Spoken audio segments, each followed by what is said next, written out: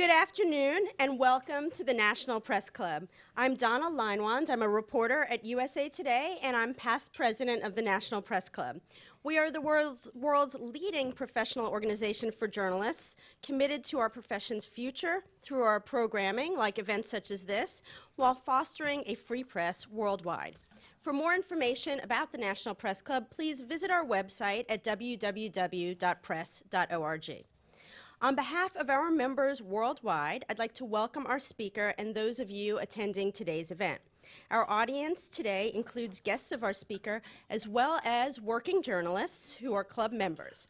And if you hear applause in our audience, we'd note that members of the general public are attending, so it's not necessarily evidence of a lack of journalistic objectivity. After our guest's speech concludes, we'll have a Q&A, and I will ask as many questions as time permits. One might think that the First Amendment is well established today. After all, the 45 words written by James Madison took effect nearly 220 years ago on December 15th, 1791. Yet we still wrestle with the application of those freedoms, even today. Just yesterday, police arrested a reporter from the Post-Star newspaper in Glens Falls, New York, after he refused to leave a crime scene. So it's clear nearly 220 years after our founding fathers assured us those freedoms that there is still work to be done so that each generation understands the depths of those rights. I can think of no better person to lead this discussion than our speaker today, Ken Paulson, a First Amendment lawyer and the former editor of USA Today. As editor-in-chief of the nation's largest circulation daily newspaper, Mr. Paulson got up close and personal with the First Amendment every day. He defended the paper's right to publish tough stories that challenged our government, our citizens, and our values, as a good newspaper is supposed to do. Also with us today is another man who has focused his life's work on the First Amendment, Charles Overby, CEO of the Newseum, Freedom Forum, and Diversity Institute. If you could stand for a minute.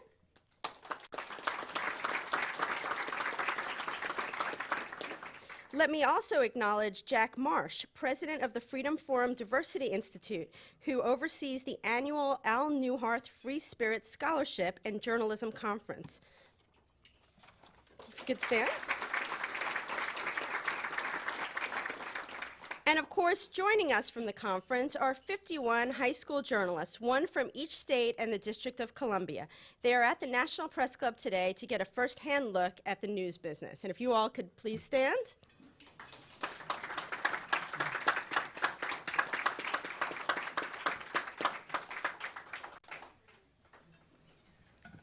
Mr. Paulson, who was part of the team of reporters who launched USA Today, now serves as president and CEO of the First Amendment Center and president of the American Society of News Editors, fitting posts for a man who has spent 33 years dedicated to preserving, protecting, and using the First Amendment. Please join me in welcoming to the Press Club Ken Paulson.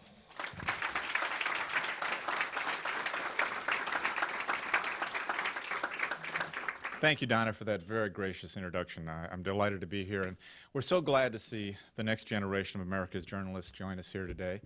We have 51 plus some additional professional ringers who are in the room.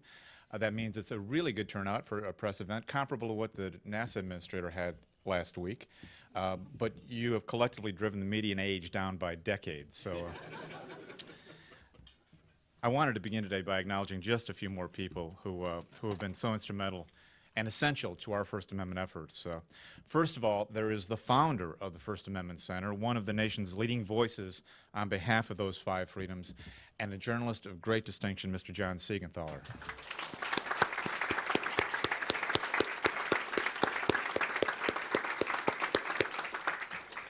I also want to thank Freedom Forum trustees Malcolm Kirschenbaum, Peter Pritchard, Michael Coleman, and Jan Newharth for their steadfast support for our First Amendment work. Thank you very much.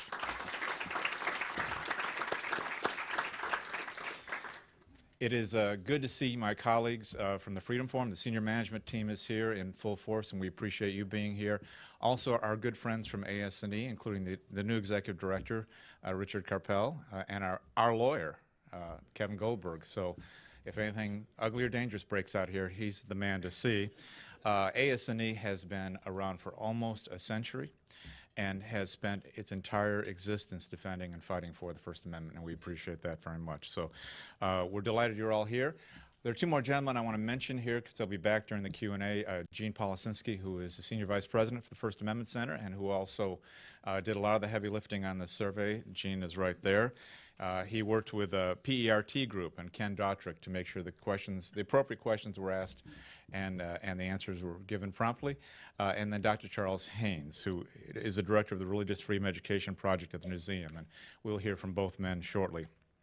You know, it was just 8 days ago that close to 1 million people gathered about 4 blocks from here on the Mall to celebrate the 4th of July and watch an astonishing fireworks display. And all across America, in towns large and small, people did the same, with parades down Main Street and patriotic pageantry. Clearly, we do a very good job in this country of celebrating the Declaration of Independence. And we should. After all, it's one of the most important documents in American history, arguably one of the 3 most important documents. Another of those documents, of course, is the U.S. Constitution. And while we don't shoot off fireworks in its honor, we do hold National Constitution Day on September 17th. And we require that every single public school teach about the Constitution. And then there's the Bill of Rights. Ratified 220 years ago on December 15th of this year, it guaranteed personal liberty for all Americans, including promises of free expression, freedom of faith, the right to bear arms, and a fair judicial process. Surely we're celebrating, right? But there are no fireworks, and there are no classroom observances on December 15th. Has anyone ever wished you a happy Bill of Rights Day? Not likely. Hallmark does not make a Bill of Rights card. The truth is we just don't celebrate the Bill of Rights in this country. Not that some didn't try. In fact, as far back as 1941, President Franklin Delano Roosevelt saw the celebration of the Bill of Rights as a weapon in America's war against totalitarianism, describing those freedoms as a threat to the Nazis and proclaiming December 15th as a federal holiday, Bill of Rights Day. Here's what FDR said then, quote, "To Hitler, the freedom of men to think as they please and speak as they please and worship as they please is of all things imaginable, most hateful, and most desperately to be feared." FDR believed that there would be national celebrations from that date forward, from the date of his proclamation. And he said, quote, "No date in the long history of freedom means more to liberty-loving men in all liberty-loving countries than the 15th day of December, 1791. So what happened? Well, Pearl Harbor and the U.S. entry into World War II. Bill of Rights Day simply never took hold. I share that moment in history because it illustrates the American public's sense of the Bill of Rights, and particularly our relationship to the First Amendment. We tend to appreciate freedom in the abstract. Freedom of speech, freedom of religion. These are phrases with a patriotic resonance, and Americans generally feel pretty good about them. But in terms of specifics, Americans actually know very little about what the First Amendment says. Each year we begin our State of the First Amendment survey with this question: can you name any of the specific rights that are guaranteed by the First Amendment? It turns out that 30% of Americans have absolutely no idea. A majority, 62%, know that freedom of speech is contained in the First Amendment. But awareness drops off dramatically from there. As you can see, 19% know freedom of religion. 17% know freedom of the press. 14% know about the right of assembly, and 3% know the right of petition. So overall, fewer than 3% of Americans can name the 5 freedoms of the First Amendment. Now, Americans may not be fully versed in the 5 freedoms, but they do have strong opinions about them, particularly freedom of the press and freedom of religion. So given our location at the National Press Club, let's begin with a focus on freedom of the press. There's good news and bad news for journalists in this survey. 76% of those surveyed agree that it is important for our democracy that the news media act as a watchdog on government. In addition, there's very strong support for shield laws, with 75% of those surveyed, 3 in 4, saying that journalists should be allowed to keep a news source confidential, matching the highest level of support and the highest intensity of that support we've seen in polling on that question over the past decade. As Donna Linewan knows well, during my tenure as editor of USA Today, we put stringent controls on the use of anonymous sources in place because we believed they were being overused and they could undermine the credibility of our news report. Oddly enough, today, it just seems like the least important stories seem to have the most anonymity. The words confidential sources and Lindsay Lohan should never appear in the same sentence. You should save this stuff for national security. There are instances in which corruption, threats to public safety, and government misconduct can really only be revealed by a whistleblower, and few of them are willing to go public. And on those occasions, some editors view the use of confidential sources as a critical tool, and increasingly Americans seem to agree with that view. So, does all of this translate into greater respect for the reporting done by news media? Apparently not. We asked this year whether people agreed with this statement.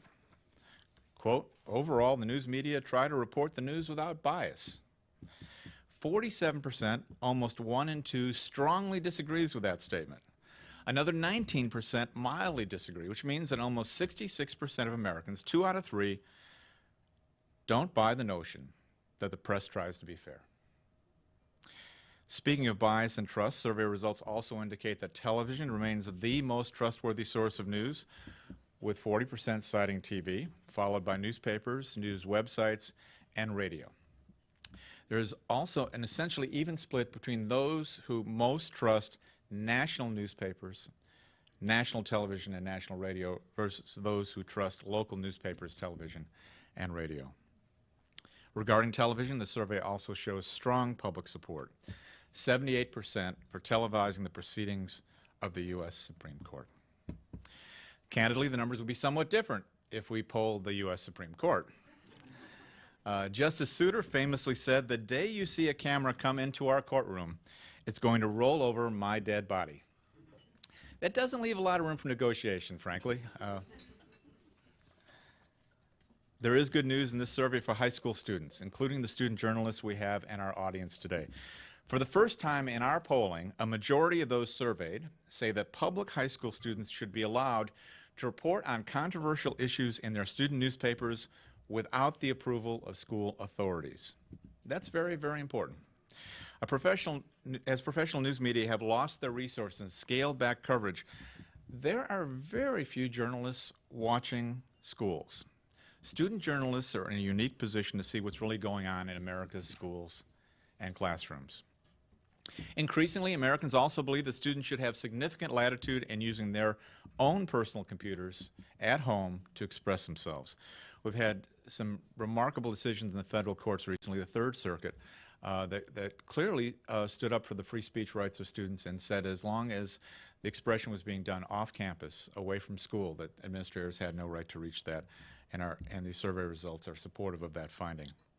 The survey results show that 62%, almost 2 out of 3 Americans, believe that public schools should not be allowed to discipline students for comments posted away from school. Turning to freedom of religion, the survey shows 67%, about 2 out of 3, believe that the First Amendment requires a clear separation of church and state. We also asked whether freedom of religion applies to all religions, even if a faith is regarded as extreme or fringe. 67% said the guarantee applies to people of all religions, the highest number we've seen on that question in a decade. Each year we try to explore a bit about how Americans feel about controversial art or music. And this year we asked whether musicians should be allowed to sing songs with lyrics that others might find offensive. It appears that CeeLo is in the clear. 67% said that offensive lyrics should be protected. By the way, we first asked that question in 1997, and only 51% at the time said offensive music should be protected. That number has gone up every single year, steadily. I think it's a generational shift, largely. And this is a good time, really, to mention one of the First Amendment Center's long-running initiatives, a celebration of free speech and music called Freedom Sings. The show, which features a cast of singers, songwriters, and Grammy-winning artists, tells the story of the First Amendment through a century of controversial songs. And it's been performed on more than 100 college campuses. We're actually doing a performance of Freedom Sings tonight. And any of you who are here, I know the 51 scholars will be there, but anyone else who has an interest in an evening of controversial and dirty songs, please come to the museum. 7:45, a good time will be had by all. Just let us know before you leave and we'll get you a ticket. And before we move on to your questions, it's really fair to ask, so does any of this matter? Why does this survey matter? After all, there's no movement to repeal the First Amendment. Is there a really threat to these freedoms? Well, it depends. You know, support for the First Amendment is inevitably going to be soft when most Americans don't really know what it says. And the irony is that there are other things that every single patriotic American absolutely knows. Ask anyone, who designed the American flag? And the immediate response is always Betsy Ross. And yet historians tell us Betsy did no such thing and probably never even met a founding father. Similarly, most Americans can recite the Pledge of Allegiance without a second thought. And yet, as we know today, fewer than 3 in 100 can tell you the 5 freedoms of the First Amendment. Unless we really understand these 5 freedoms, press, speech, religion, and the rights of petition and assembly, and the way they collectively ensure our democracy, the First Amendment will always be vulnerable. You know, each year our survey asks whether the First Amendment gives society too much freedom. And this year the result was 18%. 18% said, you know, First Amendment freedoms go a little too far in American society. In the survey we did in the months following the attack of 9/11, that number jumped to 49%. 1 American in 2. That tragic day caused literally millions of Americans to change their minds about how much freedom we could afford. It's not a coincidence that the most successful, vibrant, creative, and powerful nation in the history of the planet is also the most free. And that is something worth celebrating. Thank you all very much.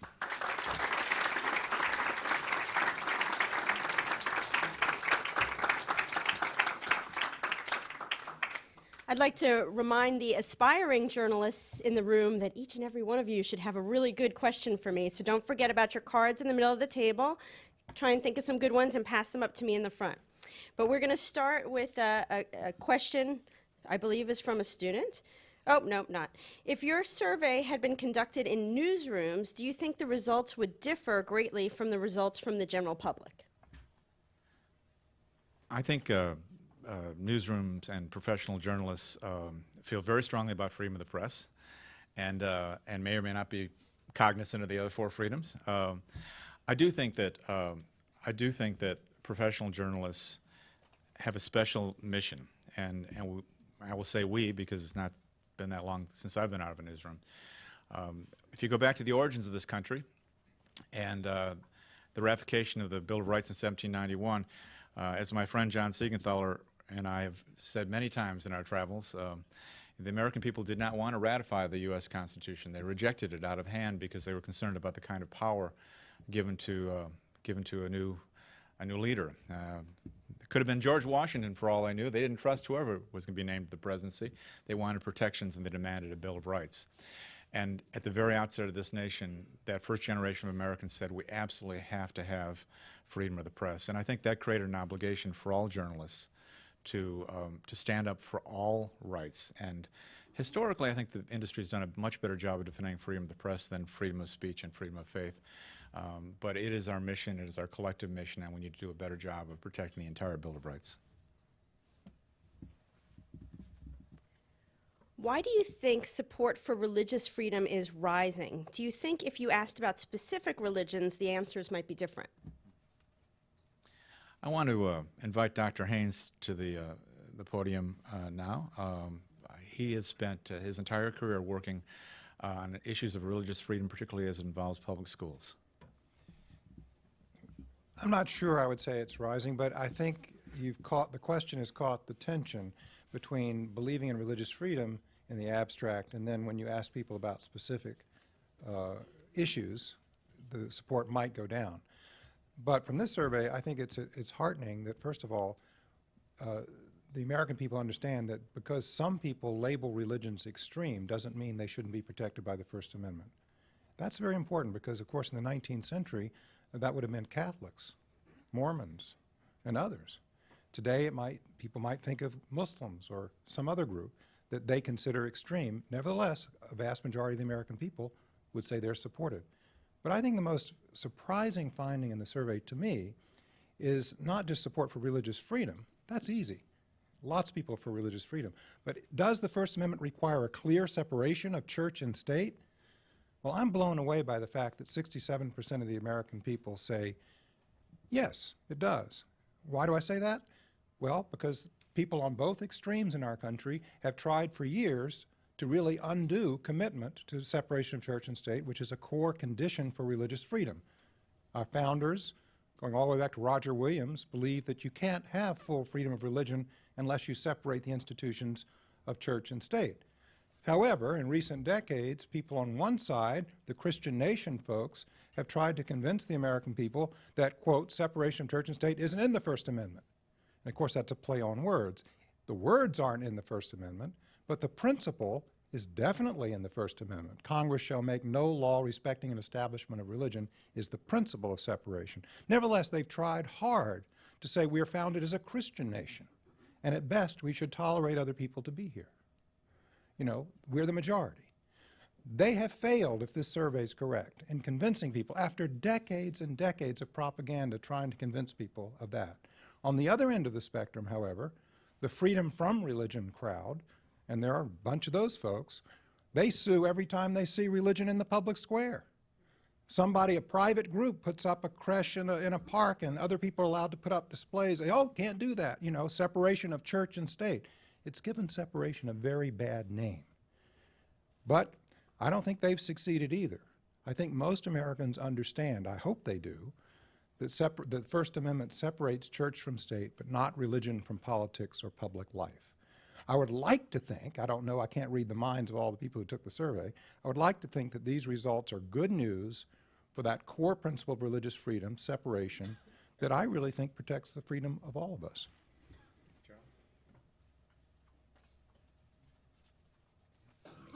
Do you feel that any of the rights particularly protected under the First Amendment are under threat?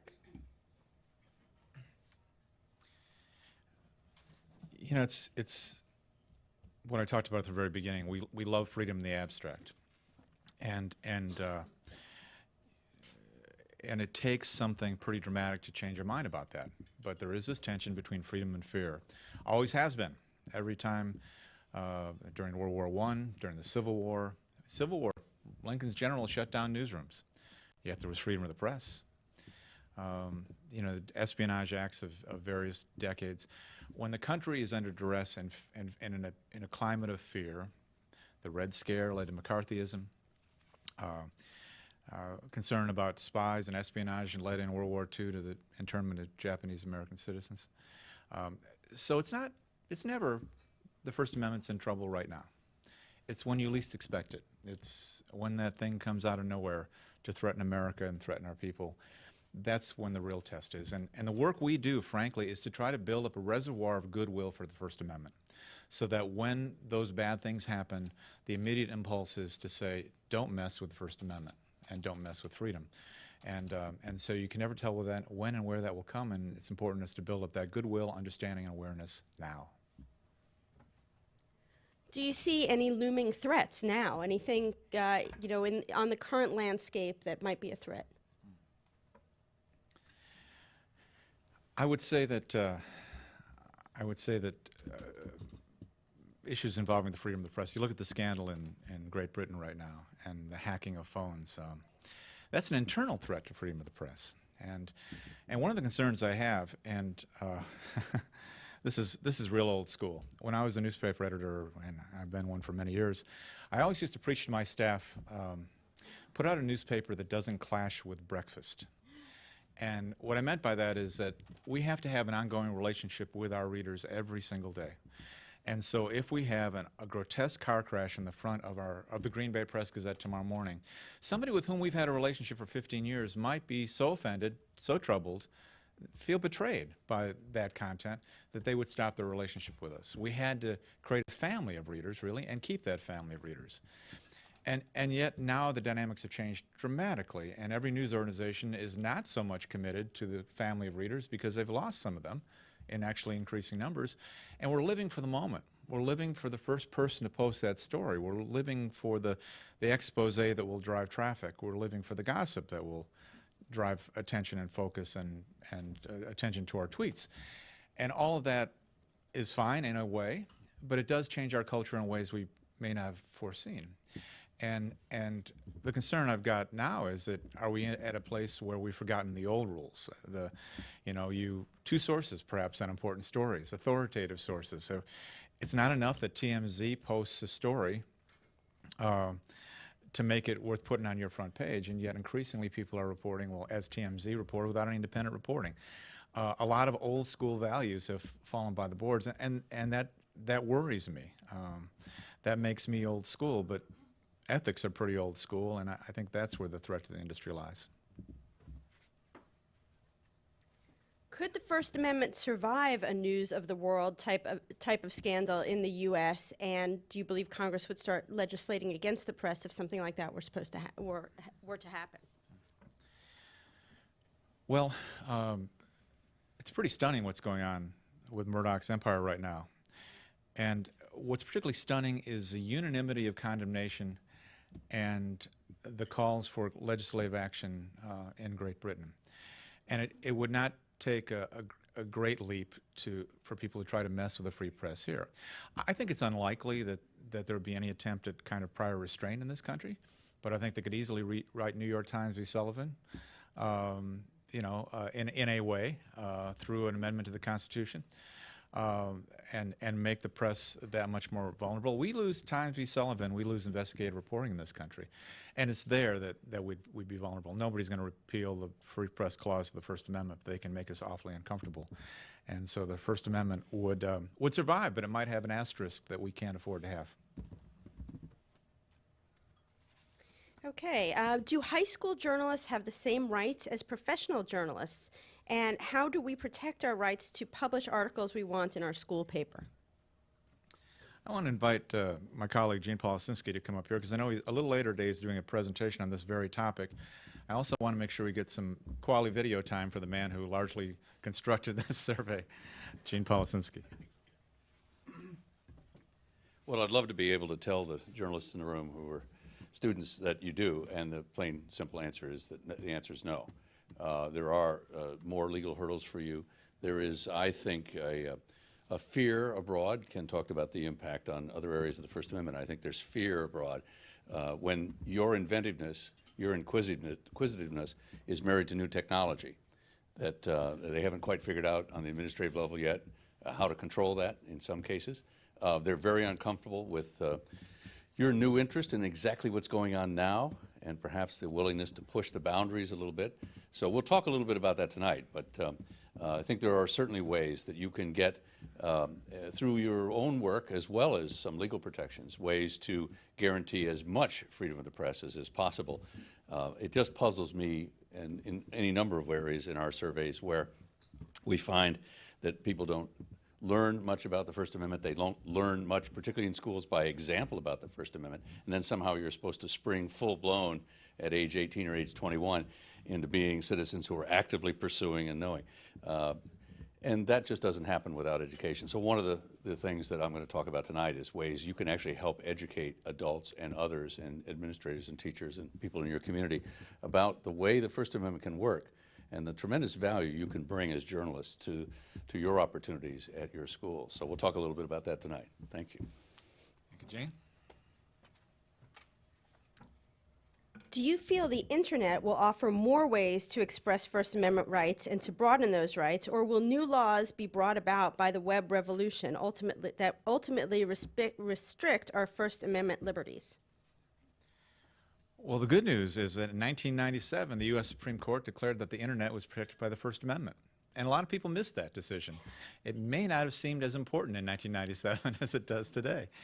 And so it has full First Amendment protection. Americans are free to use it as they would a newspaper, a pad and pencil. And what I love about the Internet is it's really the killer app of the First Amendment.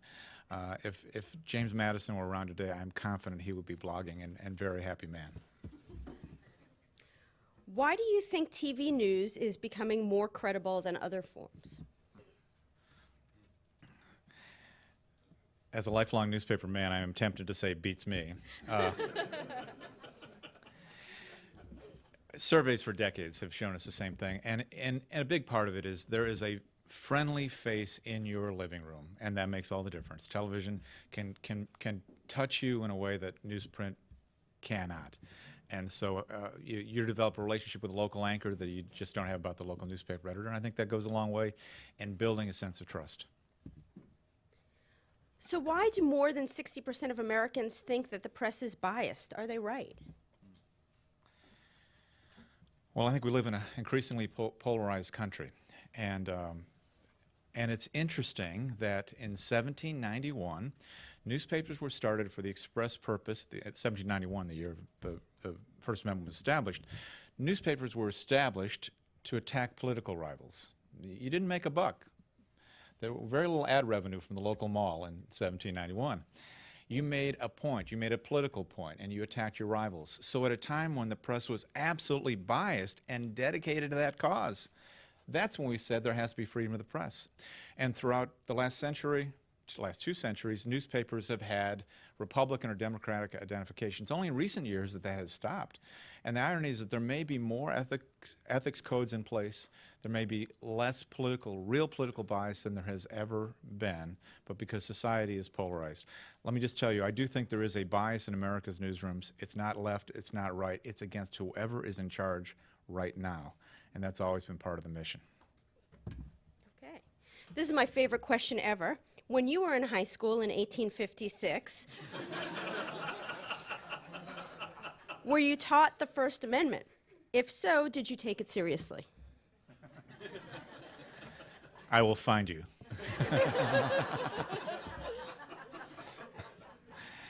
Apparently that was, Ken Paulson just raised his hand confessing he wrote that. And of course, he sat next to me in the 3rd grade, so.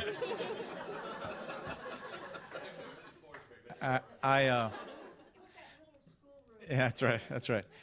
You know, it's interesting. We have now gone back to look at grade school books from my era, and they still exist, mildewed, but they're still around. And no, we have never taught the First Amendment well in America's schools. You find very often that there are 3 of the 5 freedoms mentioned. There's a book I often use that shows freedom of speech, freedom of press, freedom of religion, and then goes way off, freedom of enterprise, the right to make a buck. We have never done a very good job, and I did not learn the First Amendment. I learned the First Amendment as a high school newspaper editor when I needed the First Amendment, and it served me well ever since. Okay, and now for our last question. How do we change or improve the public perception of the First Amendment? I love that as a final question because it gives me a chance to mention some work we've been doing. Founded in partnership with ASNE 3 years ago, we began talking about how do you change public perception of the First Amendment? How do you make sure a generation like yours has a better understanding and more enthusiasm about the First Amendment? And we began thinking about what has there been out there where they took like an unpalatable product and make it kind of hip and exciting, and immediately thought of the Got Milk campaign, right? Milk mustaches on celebrities. And so we went to the people who ran that campaign and we said, you know, we know you're good enough to promote dairy products, but how are you on constitutional rights and can you protect the First Amendment? And they responded to the challenge. They worked closely with us. The Knight Foundation was extraordinarily helpful. McCormick Foundation joined us. And together we crafted a campaign called One for All, one amendment for all Americans, one amendment that protects all freedoms. And this is what it looks like. If you would check the site out, it's oneforall.us. And it gives teachers lesson plans so they can do a better job of teaching about the First Amendment. But also we have a YouTube video contest and all kinds of entertaining things. And then as the campaign before us set the tone, we actually have recruited a remarkable number of artists, and here's an ad featuring Brad Paisley, who's our most recent spokesperson. Before that was a young woman you may know called Kesha. And Ellen DeGeneres has signed on, John Mellencamp, David Gregory, a remarkable mix of performers, artists, and journalists endorsing the First Amendment and simply delivering the message that thanks to the First Amendment you can be whatever and whoever you want to be. And we think that's a valuable a valuable message for every single generation. Thank you for your time and thank you for your attention.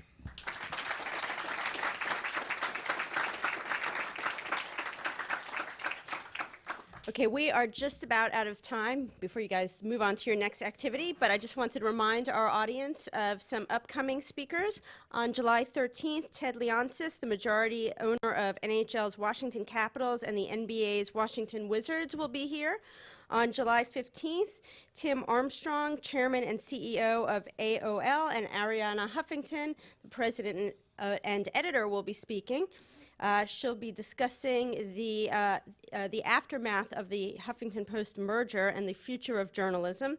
And on July 18th, Gregory Jasko, chairman of the Nuclear Regulatory Commission, will be here. And second, I would like to present our guests with the traditional NPC mug. I believe this is not your first. Thank you very much. So now you have a matching set. Thank you all for coming today. I'd also like to thank the National Press Club staff, including the library and the Broadcast Center, for helping to organize today's event. And finally, here's a reminder that we have student memberships of at the National Press Club, and you can find out more information about joining the National Press Club at our website at www.press.org. Thank you very much. We are adjourned.